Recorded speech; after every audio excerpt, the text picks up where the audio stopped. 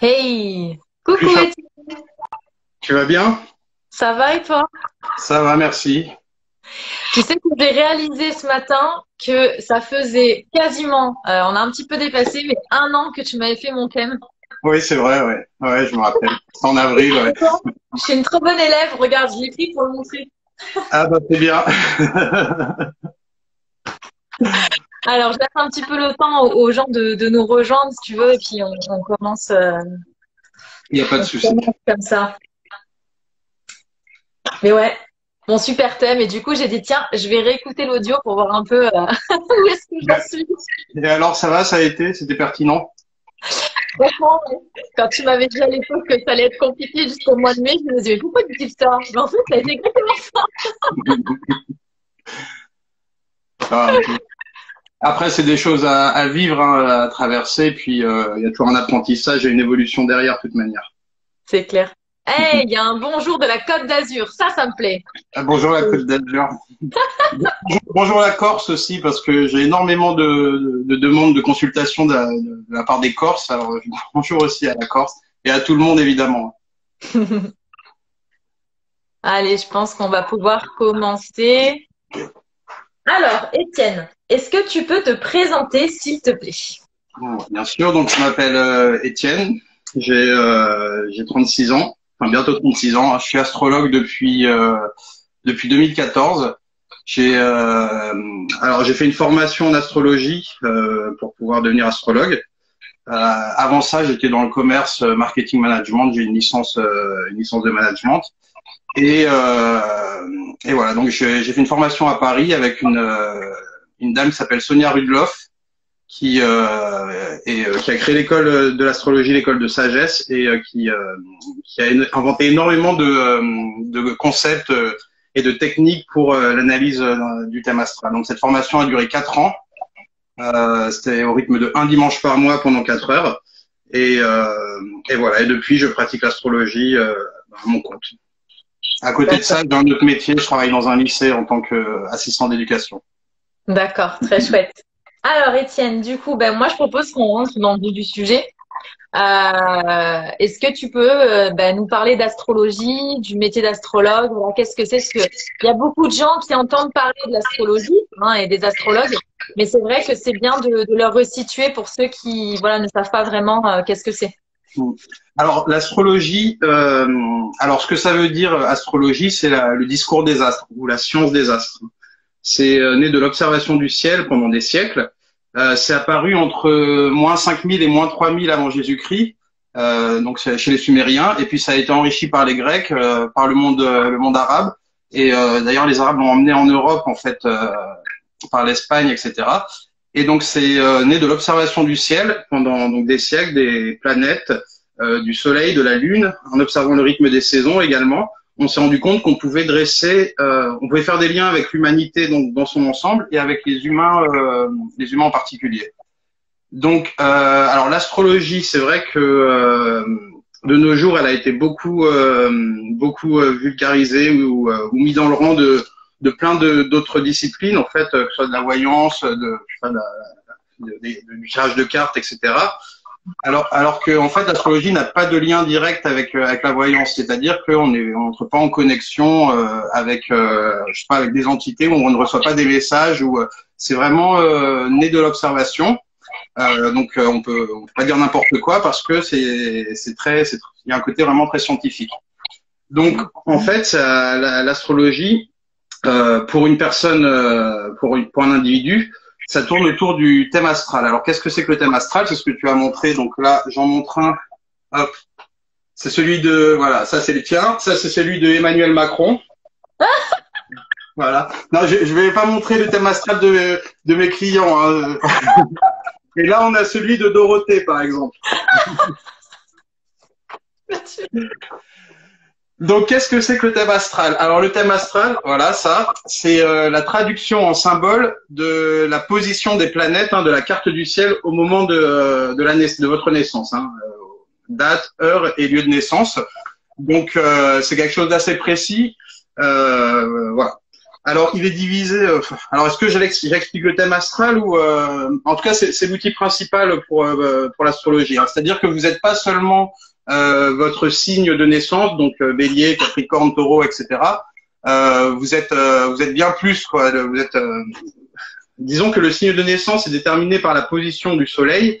C'est-à-dire que, par exemple, pour les gens qui sont nés le 15 mai, le Soleil est dans le signe du Taureau au 15 mai. Donc c'est pour ça qu'on dit qu'ils sont Taureaux. Sauf qu'on prend en compte tous les autres astres du système solaire. Donc le Soleil, en fait, va parler de votre part logique, de votre conscience, de votre moi intérieur, de votre façon de voir les choses, de votre échelle de valeur. À côté de ça, on a la Lune qui va parler de votre part émotionnelle. Donc la Lune aussi, elle va se situer dans un signe. Et dans le signe où se trouvera la Lune, par exemple, si vous avez une Lune en, je sais pas, en Scorpion ou en Capricorne, c'est-à-dire que vos émotions vont fonctionner à la manière Scorpion ou à la manière Capricorne. Ensuite, on a Mercure qui va parler du mental, de la communication, de la manière, de la motricité aussi, de la façon de parler, d'écrire, d'apprendre.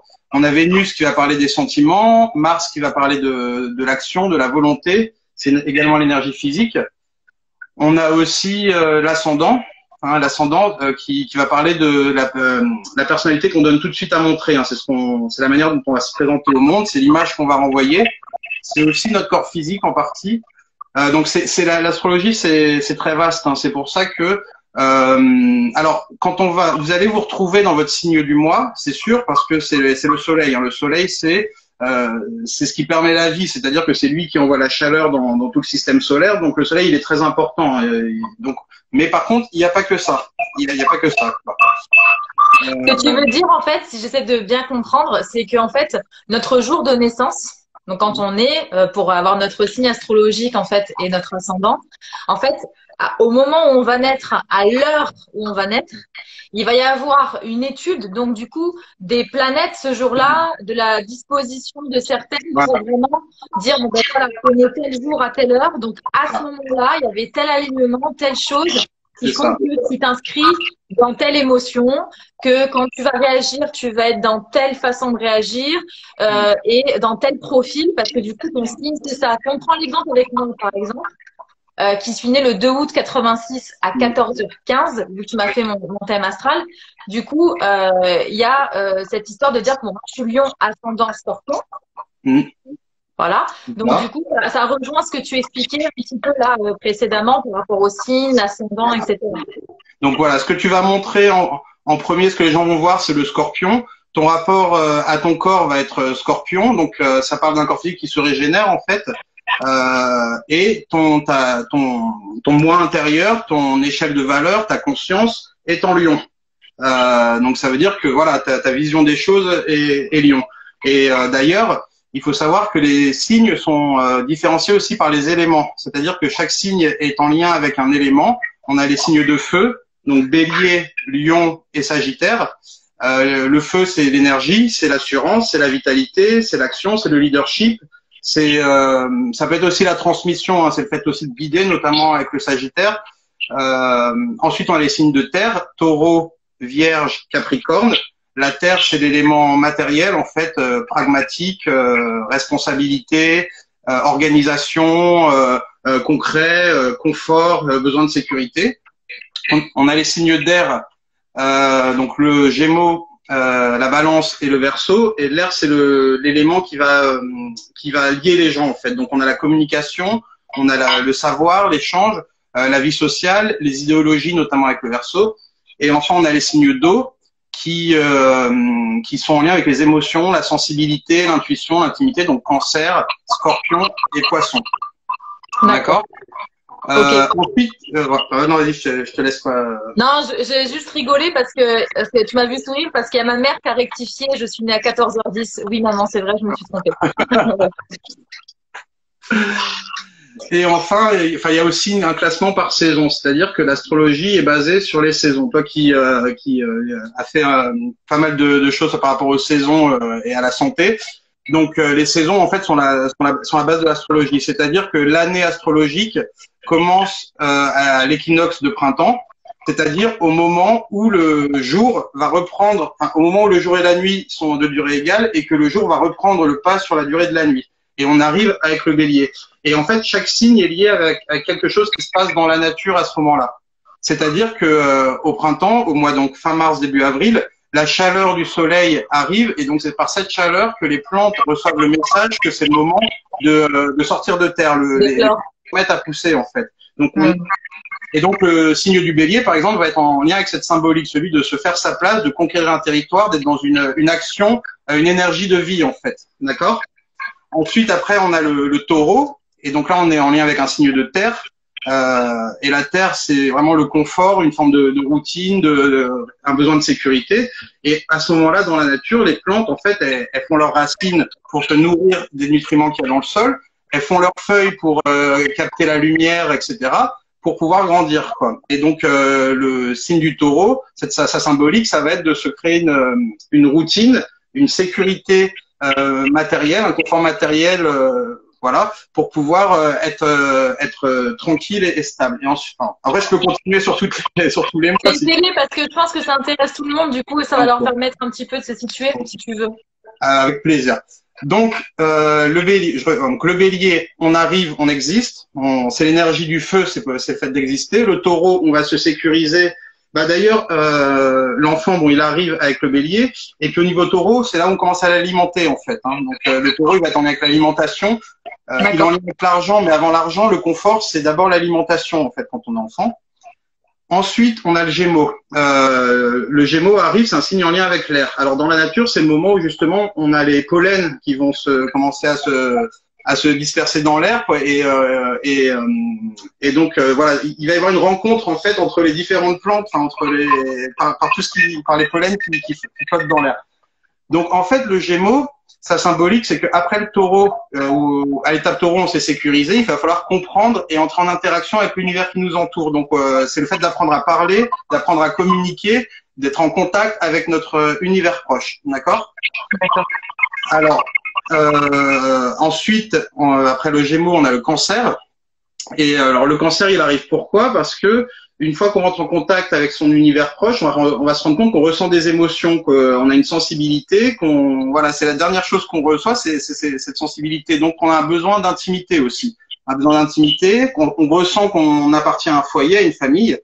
Alors dans la nature, bon, c'est le stade de la fécondation. Hein. C'est pour ça que le Cancer, il est en lien quand même avec la maternité, avec la mère, avec le ventre, etc. C'est le stade de la fécondation. Le Cancer, c'est un signe d'eau, donc qui est là pour, il ressent en fait, il est en lien avec l'émotion, avec l'imagination, etc. Ensuite, on arrive à l'étape Lion. Donc l'étape Lion, en fait, c'est qu'après la fécondation au stade Cancer, on a les fruits qui sont là en fait au mois d'août, quoi, les fruits, etc. C'est un moment où en fait il fait chaud, il y a des ressources, etc. Et donc c'est le lion en fait, il est là pour s'affirmer, pour s'affirmer. C'est un signe qui va être en lien avec les fêtes, avec le plaisir avec le fait de prendre du plaisir dans son groupe, dans sa famille, avec ses enfants, etc. C'est vraiment le mois d'août où il y a des ressources en fait. Il y a des ressources, il y a le soleil qui est là. Enfin vraiment, il y a une forme de joie, quoi.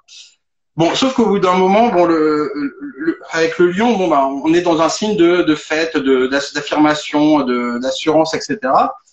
Mais au bout d'un moment, qu'est-ce qu'il y a? Parce que je suis lion, c'est pour ça. Alors, voilà. Après, on a la Vierge qui arrive. Et en fait, la Vierge, quelle est sa symbolique? C'est que on arrive en septembre et c'est le moment où on va récolter les fruits. En fait, on va les récolter et on va organiser les récoltes pour l'hiver. Donc, c'est le moment de la rentrée. Alors, évidemment, maintenant, on est dans une société où on a tout à disposition tout le temps. On a des fraises en hiver, on peut tout trouver. Mais à l'époque, voilà, il fallait quand même bien organiser les récoltes. Et donc, la Vierge, c'est un signe d'organisation, de travail. C'est-à-dire que on s'est amusé avec le lion pendant l'été. Et là, il est temps de penser à retravailler, à organiser les choses pour passer l'hiver. Pour prendre le chemin de... Voilà. Être en lien avec les récoltes, avec l'organisation, avec le fait de rendre service à la société, etc. Voilà. Ensuite, on arrive à l'automne avec la Balance, premier signe d'automne. Alors dans la nature, c'est le moment en fait où la nature va être la plus belle, c'est-à-dire que avant de tomber, la nature, les feuilles vont prendre une couleur rouge, dorée, marron, etc. Et donc, c'est pour ça qu'arrive le signe de la Balance, qui est un signe d'appréciation de beauté, qui est un signe de vie sociale, de prendre du plaisir ensemble, etc., d'apprécier la beauté. Donc, à l'état de Vierge, on a organisé, on a travaillé. C'est l'élément, c'est la Terre, hein, la Vierge. Donc, il y a quelque chose de la responsabilité. Et au niveau de à l'état de Balance, on va prendre du plaisir. C'est un signe d'air, donc on va se lier ensemble, on va aller apprécier la nature, etc., les derniers rayons du soleil. Et c'est pour ça que c'est le moment où la nature est la plus belle. Après la Balance arrive le Scorpion. Donc, ça va être dans la nature le moment où les feuilles vont tomber, en fait. Le Scorpion symbolise un peu la mort des choses, en fait. En partie, la mort pour une renaissance, c'est-à-dire que on perd quelque chose, mais c'est pas grave parce qu'après derrière il y a une forme de renaissance. C'est le moment en fait où donc on assiste à la mort des feuilles, quoi, tout tombe par terre, et ces feuilles vont venir enrichir le sol par leur dégradation, par leur pourrissement, elles vont venir recharger le sol. Et le Scorpion, c'est un signe qui est en lien justement avec ce côté où il va faire muter quelque chose, il va faire transformer une situation. Il va aller en... Tu pourrais associer ça au phénix en image un petit peu ou pas? J'ai pas entendu. Est-ce que tu pourrais associer le Scorpion un petit peu à cette image de phénix, mieux mourir pour mieux repartir? Oui, c'est ça. En fait, l'objectif du Scorpion, en gros, pour les gens qui sont du signe du Scorpion, c'est d'aller chercher ce qui est caché, ce qui est souterrain, ce qui n'est plus bon. En fait, le Scorpion a besoin de voir les choses en profondeur et de façon entière. Donc, il va aller, c'est un peu celui qui va aller chercher les secrets, ce qui est secret, ce qui est caché, et donc il va aller purifier un petit peu tout ça. Donc, il va avoir un rôle peut-être de destructeur ou d'autodestructeur. Il va avoir un peu le mauvais rôle. Il va aller là où on veut pas voir, mais dans un objectif d'assainir un peu tout. Si on regarde le signe qui est avant, qui est la Balance, parce que chaque signe en fait a une cohérence, celui d'avant, celui d'après. La Balance, c'est un signe qui recherche une forme d'harmonie, de paix, d'équilibre, de justice, de peser le pour et le contre, etc. Un signe de beauté. Sauf que dans la dissonance, hein, on prend la qualité puis on la pousse pour en faire un défaut. La Balance, en fait, elle peut devenir un peu elle va se compromettre dans le sens où elle va refuser de faire des vagues, elle va préférer garder une espèce d'harmonie de surface, même si derrière c'est un peu pourri, c'est un peu gangréné, parce qu'elle préfère justement rester dans son équilibre. Voilà, dans son équilibre. Et donc c'est pour ça que le Scorpion arrive après pour dire non, nous ce qu'on veut c'est la vérité, c'est si on nous ment, s'il y a quelque chose qui est caché, qui n'est pas clair en souterrain, et ben on va aller voir ce qui se passe et on va détruire et purifier pour régénérer et, voilà. Mais du coup, ce que tu dis, c'est valable aussi si tu as le signe en ascendant? C'est valable en fait. Alors déjà, il faut savoir que on a l'énergie des 12 signes dans notre thème astral. Hein. Tout le monde vit l'énergie des signes. Par contre, si tu as le soleil en Scorpion, l'ascendant en Scorpion ou une autre planète que ce rapide, donc Vénus qui parle des sentiments, donc ta manière d'aimer Scorpion, la Lune qui va parler de tes émotions en Scorpion, ou Mars qui va parler de ton énergie physique à la manière Scorpion, eh ben ça veut dire que l'énergie Scorpion s'exprime plus, c'est-à-dire que tu l'incarnes davantage. Par contre, dans ton thème astral, si les gens ils ont l'occasion de regarder leur thème astral, là où est le Scorpion, ça va être un domaine de vie où on va devoir transformer des choses, on va devoir faire une investigation et faire une transformation. C'est un endroit où on peut vivre des crises, mais en même temps, en transformant les choses, on va vivre une régénération, une purification et une mutation. D'accord. Si je te demande ça, c'est parce qu'en fait, quand tu décris le Scorpion, ben moi en fait, je me retrouve mais complètement dedans. C'est-à-dire ce phénomène de phénix, de renaissance, de chercher la vérité, de toujours vouloir être dans cette recherche et puis de cet aspect un peu de nettoyage, quoi. Tu veux nettoyer ce qu'il faut un petit peu dégager, ce qu'il faut un peu gangréner, etc. Moi, ça me parle parce que du coup, j'ai l'impression vraiment que ça correspond à mes valeurs premières.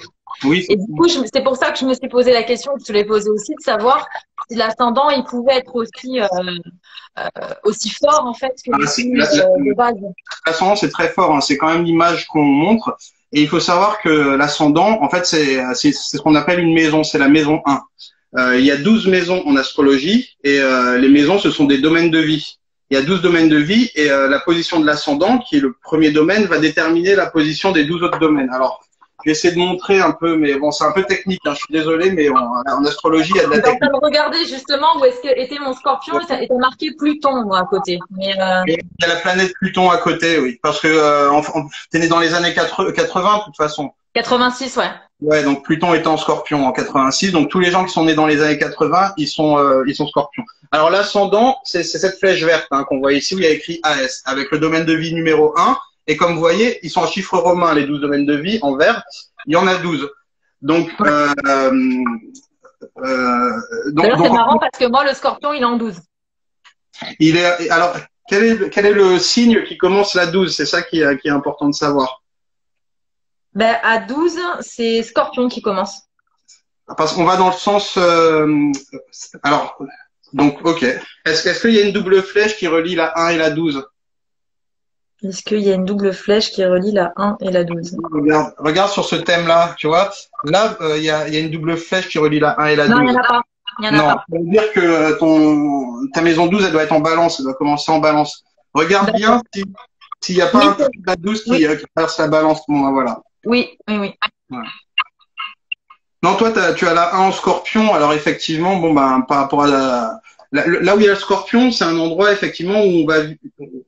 C'est pas forcément simple, hein, le scorpion. Hein. C'est le signe qui est opposé au taureau. Le taureau, c'est un signe qui veut. Dans le thème où en tant que signe, c'est un endroit où on va rechercher la tranquillité, une forme de sécurité, de simplicité et de routine. Alors qu'en face, on a le scorpion qui, lui, est au contraire dans des univers un peu plus. C'est un signe de passion, de vérité, mais aussi qui peut être un peu torturant. Alors évidemment, c'est dans le cas où on reste dans la dissonance, parce qu'on peut toujours aller exploiter le côté sombre et le côté lumière. Voilà, c'est ça. Hein, c'est important de l'expliquer. On n'est pas forcément parce que moi, des fois, tu sais, je lis des descriptions astrologiques, etc., sur des signes ou des horoscopes ou des choses comme ça. Mais je me retrouve pas dedans, en fait. Parce qu'il y a cette histoire de dissonance, comme tu dis, entre la lumière et le côté un peu plus sombre. Où en fait, il y a qu'est-ce que tu en fais, toi, derrière, après de ça aussi. Oui, c'est ça, c'est exactement ça. De toute façon, alors après, il faut quand même savoir que on peut aller plus loin en travaillant une dissonance, en travaillant un défaut, en étant qu'avec une qualité. C'est-à-dire qu'un défaut, c'est une énergie qui s'exprime trop en fait, qui s'exprime pas bien quoi. Oui, c'est un excès. Voilà, c'est ça. Mais par exemple, en la sublimant, eh ben, on va plus loin. C'est-à-dire que si vous avez des gens, par exemple, qui peuvent avoir un côté conflictuel, agressif voilà, si vous les mettez dans un sport de combat, eh ben, ils pourront canaliser cette énergie pour pouvoir ils seront bien là-dedans, quoi. C'est tout à fait ce que je pense. C'est excellent que tu en parles parce que justement, moi, je l'ai écrit dans un des manuscrits là qui va sortir bientôt. C'est l'alchimie psychologique en fait, c'est-à-dire que t'avais Jung, Carl Gustav Jung, qui parlait d'alchimie psychologique et qui disait que justement les névroses, ce qu'on peut considérer parfois comme des défauts, si tu travailles dessus, tu peux les transmuter en talent en fait, et oui, c'est ça. justement de tes défauts entre guillemets pour t'en servir dans une cause qui te sera plus juste à toi et aussi pour ceux qui t'entourent. C'est ça, exactement. Par exemple, toi qui es lion. Bon bah le lion, on sait qu'il a un besoin peut-être d'attirer le regard, de se mettre un peu en avant. Il peut avoir dans son quotidien un côté un peu moi-je. Et ben ça c'est le genre de caractère qu'on va rechercher au théâtre ou dans des choses comme ça où on demande aux gens de prendre la lumière sur eux, tu vois. C'est ça. Mais tu vois, moi dans le livre justement, ce que j'explique, c'est que et c'est marrant que tu me dis, c'est que quand je suis en public, des fois, avec des gens, etc., ils me posent des questions. Donc, moi, je réponds et je suis toujours, tu sais, en mode, oui, alors, etc. Et en fait, c'est vrai que mon mari, à plusieurs reprises, il m'a fait voir, en fait, que des fois, je parlais beaucoup et que j'étais moins dans l'écoute active, en fait, des personnes qui m'entouraient. Et ça a été dur pour moi au début, quand il m'a dit ça. Je me suis dit, waouh, là, je me prends une petite claque quand même. Mais c'est vrai qu'avec du recul, je me suis dit, il a raison. Donc, qu'est-ce que j'en ai fait de tout ça ces dernières années? Ben, justement, je me suis dit, donner des conférences, tu vois, être dans une forme de transmission, créer des choses, créer des formations, créer des programmes, créer ce genre de choses-là. Ça me permet d'utiliser cette capacité à parler et être une pipelette, en fait, pour partager un maximum avec les autres. Et après, en privé, j'y travaille. C'est pas toujours idéal, mais j'y travaille. Non, mais c'est très bien. Je pense que Le lion, il a un besoin de création. Hein. C'est un signe qui est en lien avec les enfants à la base, avec la fierté de sa progéniture, la fierté de ses enfants, la fierté d'avoir créé quelque chose. Donc c'est aussi un signe de création artistique ou enfin, le lion a besoin de créer des choses qui vont le rendre fier de lui, qui vont le rendre fier de lui. Donc voilà, c'est très bien, quoi. Alors, j'en étais au scorpion, si tu veux qu'on finisse les signes pour les autres. Alors, le scorpion en dissonance, c'est vrai qu'il peut avoir une tendance à aller remuer un peu ce qu'on n'a pas envie de voir, aller chercher la petite bête, à être un peu torturé, torturant, quoi. C'est pour ça qu'après, on a le Sagittaire qui revient. Donc avec le feu, hein, le scorpion c'est l'eau, donc l'eau c'est tout ce qui est sensibilité, et puis ça peut devenir angoissant. Donc après on a le feu qui revient parce qu'on a besoin de feu, et le Sagittaire il est là pour dire bon ben on va retourner vers la lumière, quoi. On va aller chercher le positif, on va aller. Si on regarde sa symbolique, le symbole du Sagittaire en fait c'est un chanteur, donc un homme avec un corps de cheval qui a un arc pointé vers le ciel. Donc la symbolique est les quatre pattes du cheval sur la terre. Donc, on profite des plaisirs terrestres, hein, c'est le côté matériel. Ça veut dire aussi que les quatre pattes du cheval, c'est le fait de parcourir des grandes distances. Donc, le Sagittaire est un signe de voyage, de découverte, d'ouverture, etc. Et l'arc qui est pointé vers le ciel, ça veut dire la quête de quelque chose de supérieur quand même. Donc, c'est un peu spirituel, un peu le Sagittaire. C'est marrant parce que mon père est Sagittaire. Et on l'appelle Pat. Ma mère, elle dit toujours Pat parce qu'il s'appelle Patrice. Ok. Donc là, le fait que tu viens de dire qu'il est sur quatre pattes, etc., je trouve que le lien, il est extraordinaire, quoi. Ma mère, elle va rigoler là. Je vais voir passer le truc, tu vas voir, ça va être énorme. Alors, le Sagittaire, bon, il faut savoir que dans la dissonance, parce que je t'ai expliqué que les signes, ils avaient les défauts de leur qualité, dans la dissonance, il peut devenir un peu, justement, il a tellement besoin de découvrir, d'essayer, d'expérimenter, de s'élargir qu'il va devenir un peu excessif ou des fois imprévoyant ou too much, etc. C'est pour ça qu'après il y a le Capricorne qui arrive donc avec l'élément terre, et la terre c'est la raison, la responsabilité, l'organisation. Alors le Capricorne, ce qui est intéressant, c'est que c'est le premier signe de l'hiver, et on sait que donc fin décembre jusqu'à fin janvier, on sait que c'est une période où il y a plus beaucoup de ressources, c'est le début de l'hiver, il y a plus de lumière parce que 21 décembre, c'est le moment où il y a le moins de lumière, donc les nuits sont très longues. On sait qu'on va devoir patienter encore 3 mois pour retrouver le soleil. Dans la nature, la nature elle semble comme morte parce qu'il n'y a plus de feuilles sur les arbres, donc même le vent ne fait plus de bruit dans les arbres quand il passe. Donc avec le Capricorne, au niveau du caractère, ça va être un signe de responsabilité et de conscience qu'il va falloir faire en allant vers l'essentiel. C'est un signe de frugalité, de retour à l'essentiel, de se dire que il va falloir avoir le sens de la mesure pour pouvoir passer l'hiver. Il va falloir être patient et responsable et accepter en fait qu'il y a une forme de restriction imposée par le froid de l'hiver. Alors évidemment, notre société a changé, c'est-à-dire qu'on a des ressources à volonté tout le temps. Alors combien de temps ça va durer? Parce qu'on sait que c'est pas non plus très bon pour la terre de manger des choses hors saison, etc. C'est ça. Donc voilà.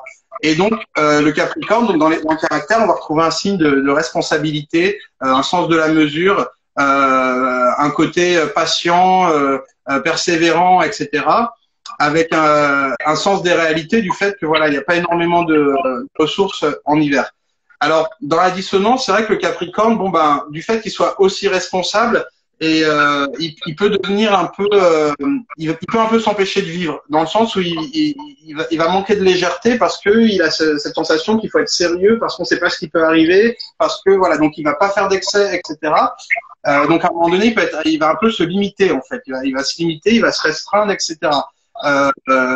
Il va devoir, voilà, c'est lui qui donne le cadre. Il donne le cadre, il met les limites, mais en dissonance, il peut devenir un peu limitant, un peu, il va empêcher les choses. C'est pour ça qu'après arrive le Verseau, donc en plein cœur de l'hiver, hein, toujours. Et le Verseau, c'est un signe d'air, donc c'est le dernier signe d'air. Donc j'ai dit que l'air, c'est en lien avec la réflexion, avec les idéologies. Mais le Verseau, il arrive pour dire, non, moi j'ai brisé mes chaînes, j'ai envie de vivre comme j'entends. Je veux affirmer ma différence. J'ai conscience d'appartenir à cette société et qu'il y ait des règles, mais je veux aussi vivre un peu à ma manière, ne pas rentrer dans le troupeau. Voilà. Donc, donc bon bah on est toujours en hiver hein. À ce moment-là, la graine elle est dans le sol toujours, hein, elle est congelée par le froid de l'hiver. Néanmoins, la graine en fait elle a conscience, enfin s'il y a pas une conscience que ça va être la symbolique du verseau, c'est-à-dire qu'elle est indépendante, c'est-à-dire que elle peut aller se planter là où le vent l'amène. Par contre, en elle, elle a le savoir de toute une espèce. C'est-à-dire que dans cette petite graine, il y a toutes les informations pour faire un arbre, une fleur. Voilà, il y a mais elle est indépendante parce que voilà. Et c'est ça la symbolique du verseau. C'est j'ai conscience d'appartenir à un groupe, à une espèce, mais en même temps, j'ai mon individualité dans ce truc-là, quoi. Alors, au bout d'un moment, dans la dissonance, le verseau, bon, bah, il va avoir ce besoin d'indépendance, d'originalité, de liberté, etc. Donc, il peut devenir un peu, ouais, un peu, voilà, ingérable, quoi. Ingérable, à prendre sa liberté, à refuser les attaches.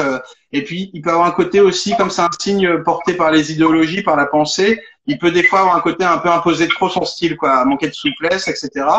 C'est, on est au mois de février, hein, donc on sait qu'on est en plein hiver, donc ça traduit quand même aussi une impatience que le printemps arrive, donc le Verseau a besoin que les choses se fassent vite. Mais des fois, voilà, il va avoir un côté un peu explosif, des prises de liberté inattendues, etc. Et puis, il peut avoir un côté voilà, il veut qu'on accepte sa différence, mais des fois, il peut être un peu dur avec la différence des autres. Il peut avoir des fois un côté un peu élitiste. Alors, faut regarder dans le thème, hein, parce que il faut vraiment qu'il y ait des dissonances qui montrent que on peut avoir que les qualités d'un signe, hein, c'est très possible. Ça, c'est le thème, en fait, c'est ces traits rouges. Le thème astral, c'est ça. Et c'est les traits rouges, verts et bleus, tout ça, c'est ça qui va nous indiquer si il y a des qualités ou des défauts. Alors, le dernier signe qui arrive après le Verseau, c'est le Poisson. Donc, c'est le dernier signe de l'hiver, c'est également le dernier signe de l'année astrologique, et c'est un signe d'eau. Alors, c'est le mois de mars, hein, le Poisson. Donc, il faut savoir que tous les signes qui finissent des saisons sont là pour permettre un changement prochain d'arrivée, quoi. C'est des signes qu'on appelle mutables, donc qui vont s'adapter. Et on sait que le mois de mars, c'est le moment où le climat il est un peu bizarre, c'est-à-dire qu'il y a des belles journées, mais en même temps, des fois, il peut y avoir de la neige, et puis après, c'est le soleil, c'est le moment des giboulées, quoi. Donc, on sent cette transition avec l'atmosphère qui se réchauffe. Alors, dans la nature, c'est également le moment où la graine, en fait, elle va se dissoudre. La graine, hein, qui protège le germe de la plante, elle va se dissoudre dans le sol pour laisser place au germe qui sortira au mois de fin mars, début avril avec le bélier. Donc, la symbolique du Poisson, c'est de se sacrifier un petit peu il y a une tendance au sacrifice pour quelque chose de plus grand. C'est-à-dire que la graine, elle se sacrifie pour permettre au bélier, enfin au germe, de ressortir au mois suivant. Donc le Poisson, en fait, il a une conscience d'appartenir à un grand tout. C'est un signe d'eau, donc il est en lien avec le ressenti. C'est le dernier signe d'eau, donc on va dire que c'est celui qui potentiellement peut avoir le ressenti et les intuitions et les plus développés. C'est le signe des médiums. Poisson... ça, je vais en entendre parler, Étienne, hein, si tu dis ça. Hein. Ça, c'est le signe des médiums. Parce que Fabien, il est Poisson. Et donc le Poisson, son objectif, en fait, sa manière de voir, c'est de dire voilà, je fais partie d'un grand tout. On est un divisé dans la chair. Enfin, on fait partie du même univers. On est connecté à tout. Donc voilà. Alors dans la dissonance, c'est vrai que justement cette sensation de faire partie d'un grand tout chez le Poisson peut chez lui créer une forme de dépersonnalisation. C'est-à-dire que il peut s'oublier dans toute cette histoire, quoi. Il va il peut avoir une tendance à vraiment s'oublier parce qu'il se sent en lien avec avec la communauté, avec tout l'univers qui l'entoure et complètement connecté à tout ça. Il a une tendance aussi parce que le Poisson, il a un besoin de se dévouer à quelque chose de supérieur, quoi. Donc, il peut avoir des fois une tendance un peu sacrificielle s'il fait pas attention à s'oublier, à s'abandonner. Alors ça, dans la dissonance, on va voir que dans la dissonance, le Poisson, dans sa vie privée, par exemple, il peut se sacrifier auprès de mauvaises personnes, il va se laisser faire, etc. Par contre, pour sublimer cette dissonance, il faut il trouve quelque chose dans lequel il se dévoue, mais qui en même temps le protège. Donc il peut aller dans l'associatif ou dans le médical, en fait, ou dans l'humanitaire, dans le spirituel. Le Poisson a besoin de se sentir utile pour le grand tout, quoi. Alors, c'est pour ça que en fait, le bélier arrive après. C'est-à-dire que si on reste dans la dissonance poisson, on n'existe plus en tant qu'individu. On a oublié sa personnalité.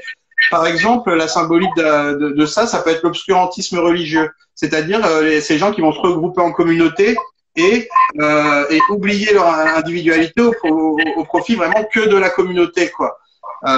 Et c'est vrai que le bélier arrive après pour dire, ben non, je réexiste en tant qu'individu indépendant, etc. Bon, Est-ce que c'est vrai qu'il existe un 13e signe du zodiaque? alors, je vais boire un peu d'eau parce que la réponse va être intéressante. Donc, en gros, il y a une erreur qui est faite par souvent qu'on peut lire dans la presse ou par les gens qui ne connaissent pas bien l'astrologie, c'est qu'on pense que l'astrologie est basée sur les étoiles, sur les constellations du zodiaque. On sait qu'il y a qu'il y a les constellations du zodiaque qui font le tour de la Terre. Mais ça, c'est des cartes pour les marins en fait. C'est les cartes du ciel. Voilà, on a fait des constellations, mais c'est pour pouvoir avoir une carte du ciel pour se repérer pour les marins, quoi. En plus, il faut savoir que ces signes du zodiaque dans le ciel n'ont pas la même taille. Donc, que les constellations n'ont pas la même taille. Donc, en fait, nous, en astrologie, on n'utilise pas les étoiles. On utilise les saisons. Ce qui donne ce qui donne l'ordre des signes et ce qui donne la position des signes, c'est les saisons. Et les saisons, elles sont déterminées par le soleil. C'est-à-dire, l'équinoxe de printemps, c'est le moment où c'est le signe du bélier. Hein, c'est expliqué jusqu'à maintenant, en fait. Quoi qu'il arrive, l'année astrologique commence à l'équinoxe de printemps au bélier. Donc, de cette position-là du soleil, on va diviser 12 zones dans le ciel. Et pour le 13e signe, justement, c'est vrai que au niveau des constellations, il y a un 13e signe qui s'appelle le Serpentaire, qui est là. Il est je crois, entre la Balance et le Scorpion et le Sagittaire, je sais plus, dans le ciel. Mais nous, on l'utilise pas. Nous, on utilise les 12 signes du zodiaque comme les 12 mois de l'année. Et on est sur une division temporelle et non pas sur une utilisation de la carte du ciel. Donc, effectivement, ce signe, il existe en astronomie, mais en astrologie, on ne l'utilise pas. C'est deux choses différentes, astrologie et astronomie. C'est important de le dire. Alors, il faut savoir qu'il y a aussi quand même il y a plusieurs astrologies différentes. Hein. Celle qu'on utilise, nous, en Occident, que vous voyez dans les magazines, c'est l'astrologie tropicale. Hein, mais par contre, en fait, c'est l'astrologie tropicale, c'est-à-dire qu'on observe le ciel vu de la Terre. Et on a l'astrologie sidérale, c'est une autre méthode en fait, c'est l'astrologie sidérale qui elle va prendre en compte certaines étoiles, etc. Mais c'est une autre méthode en fait. Oui, c'est des méthodes qui sont plus complexes peut-être et qui sont différentes. Hein. Même l'astrologie chinoise n'a rien à voir avec l'astrologie occidentale. Mais tu sais, c'est comme la médecine chinoise, hein. C'est pas pareil que la naturopathie. On va reprendre des aspects de la médecine chinoise, mais on n'est pas vraiment sur la même façon d'étudier les choses. C'est pas pareil que la médecine occidentale. C'est pas pareil que la médecine ayurvédique. Donc, je pense que c'est pareil du coup de ton côté en astrologie. Voilà, c'est ça exactement. Moi, j'imagine qu'il y a plusieurs manières de lire, de comprendre la vie ou de comprendre le destin. Moi, je crois à la numérologie, j'en pratique pas, mais je pense que c'est cohérent la numérologie. Je crois en l'astrologie chinoise. En fait, tout ce qui est né de l'observation, tout ce qui a un contenu et qu'on peut mettre à l'épreuve, c'est-à-dire que l'astrologie, c'est vérifiable.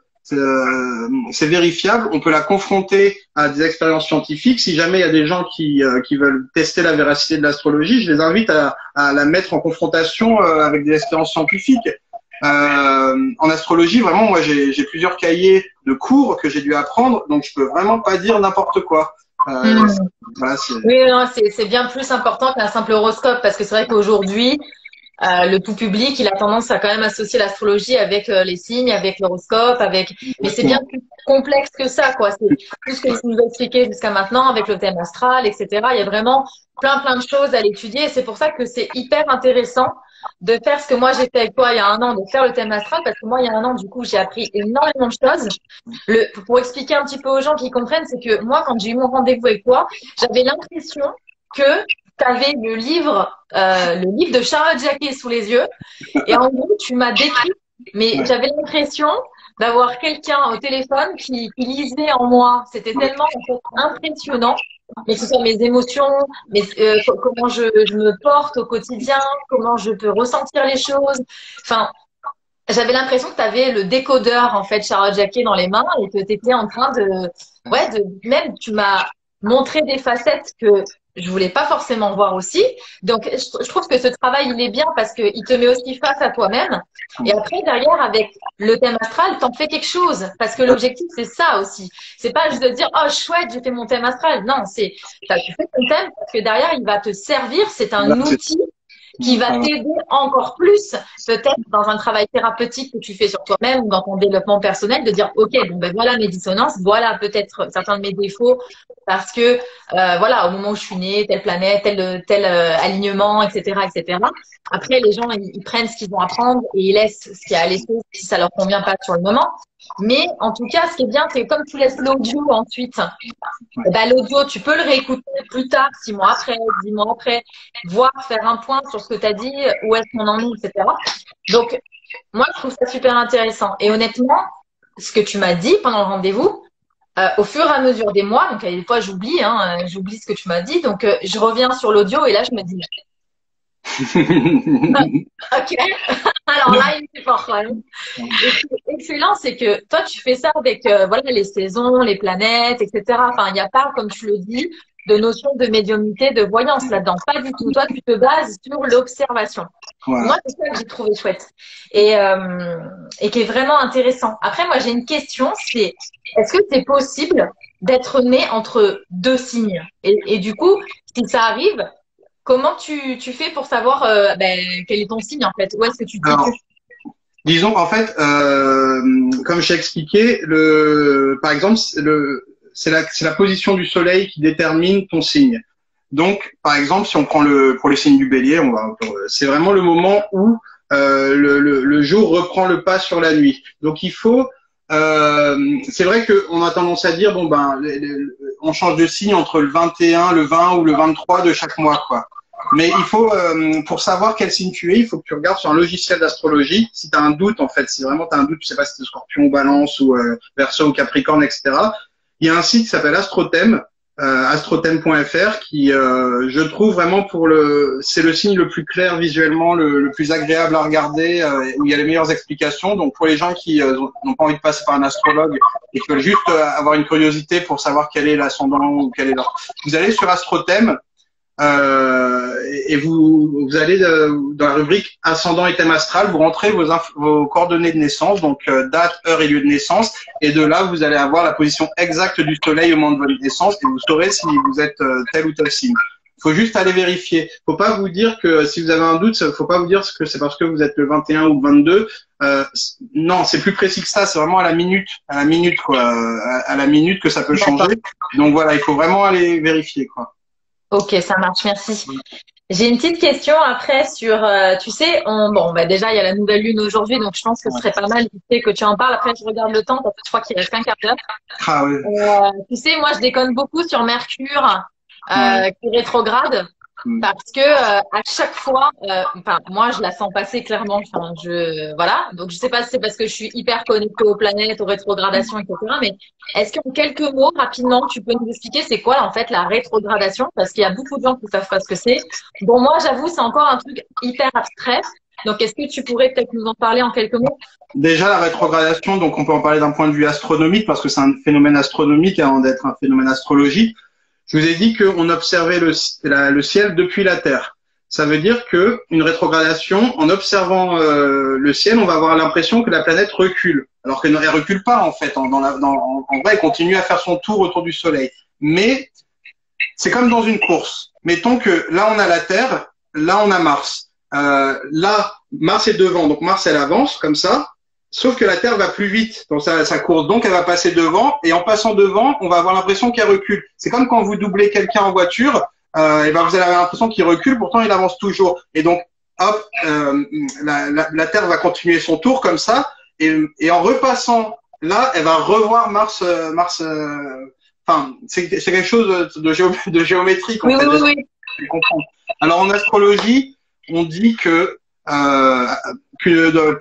pendant une rétrogradation, la fonction représentée par cette planète a tendance à s'apesantir, à prendre un peu de lourdeur. Donc Mercure, c'est les contacts, c'est la communication, c'est les déplacements. Alors on dit que pendant une rétrogradation de Mercure, peut-être qu'il ne faut pas signer de choses ou que ça peut peut-être créer des problèmes de contact ou de déplacement. Pour Vénus, ça va être tout l'aspect relationnel, etc. Mais toi, tu le ressens peut-être parce que je crois que tu as de la Vierge dans ton thème. Ouais. Ouais. Et la Vierge, en fait, chaque signe est en lien avec une planète. Et la Vierge, la Vierge est en lien avec Mercure, donc c'est peut-être pour ça que tu la ressens. Mais il faut, moi, comme je dis à chaque fois, il faut absolument individualiser l'astrologie et revenir au thème astral. C'est-à-dire que dans le passage de Mercure, soit en rétrogradation ou pas, il peut, dans le thème d'une personne, faire un bon aspect à une de ses planètes natales, donc avoir des choses facilitantes, et où il peut faire un mauvais aspect et avoir des choses plus difficiles à vivre, quoi. Donc c'est pour ça qu'il faut toujours individualiser. Comme pour la nouvelle lune, il faut savoir quand même que la nouvelle lune, en fait, c'est quoi? C'est une conjonction du soleil et de la lune. C'est-à-dire que quand vous regardez le ciel, le soleil et la lune sont en conjonction. Voilà. Ça arrive en gros une fois par mois.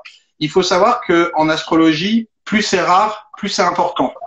Là, par exemple, la lune d'aujourd'hui.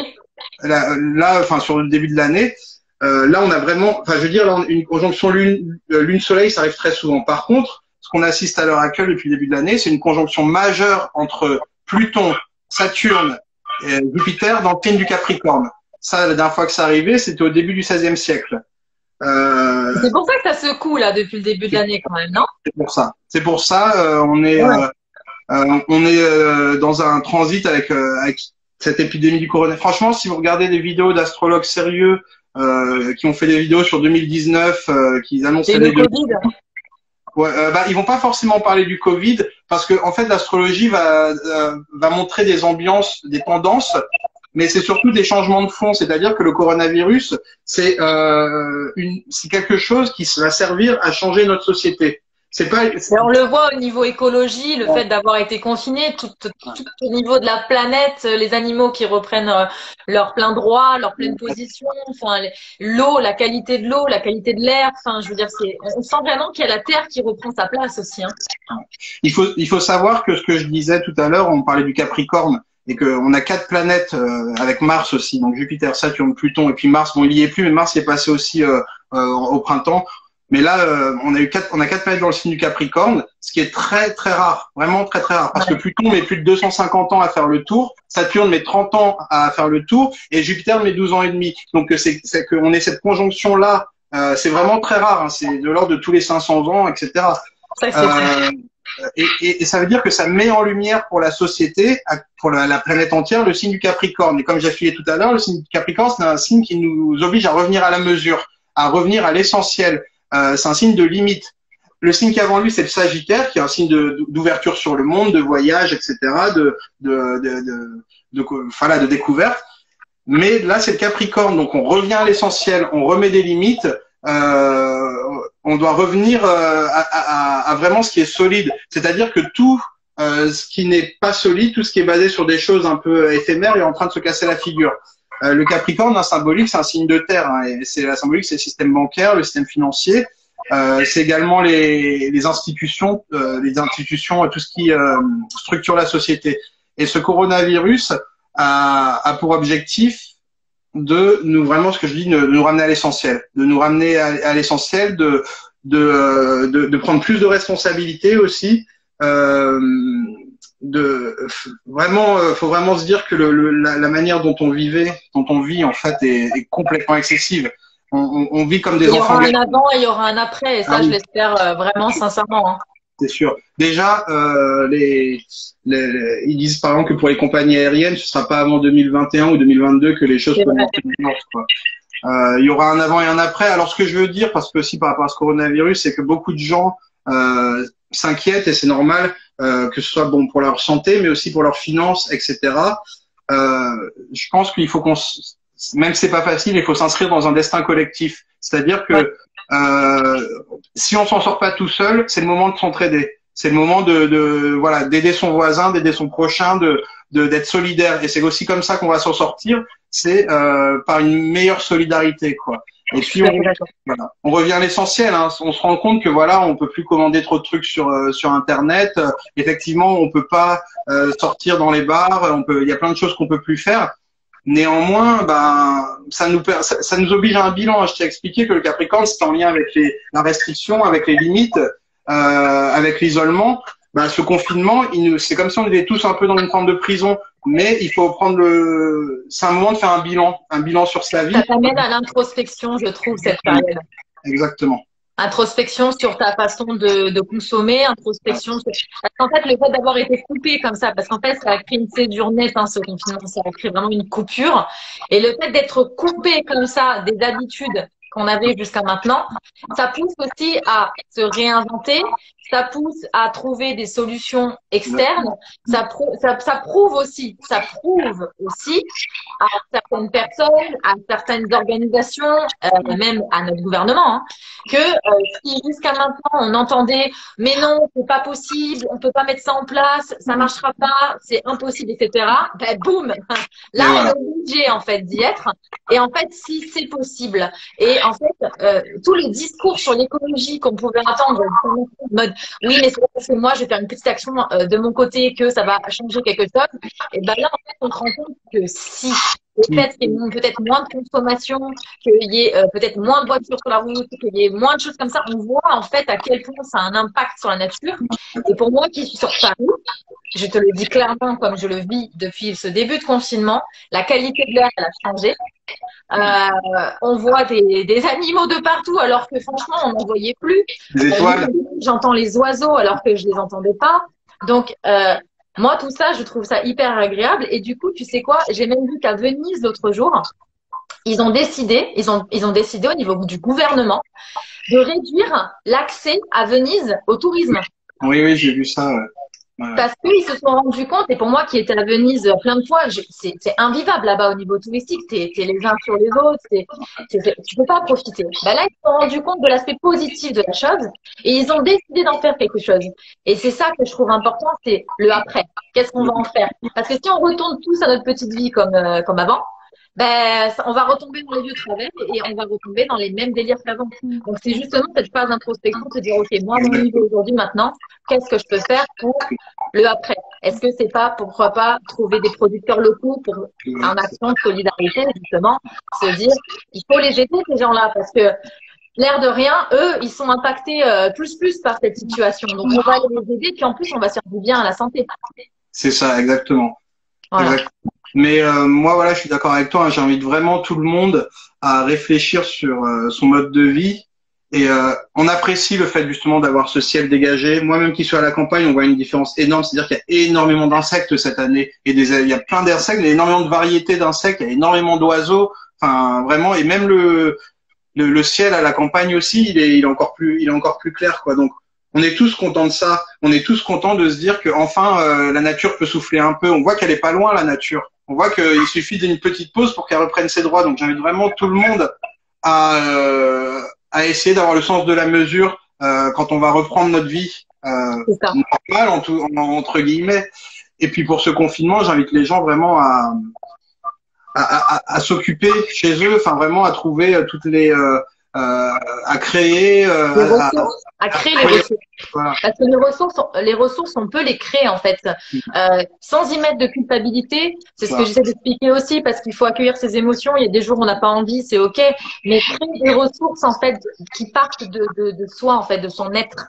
Et je trouve que c'est important aussi. Ça prouve que t'as pas besoin d'aller chercher trop forcément à l'extérieur avec différents outils.